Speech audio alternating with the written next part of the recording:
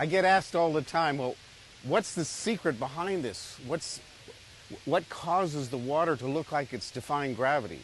I can give you that in one highly technical term. It's magic.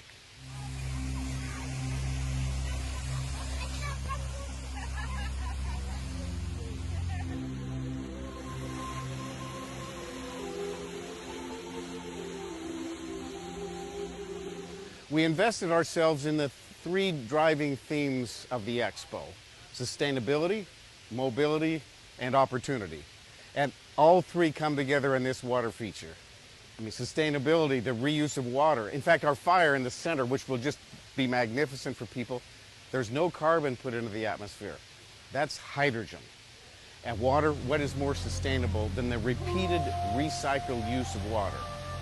The technology that went into this feature to make water behave like it does. I mean, water's going to do things here that people haven't seen it done before. That's opportunity.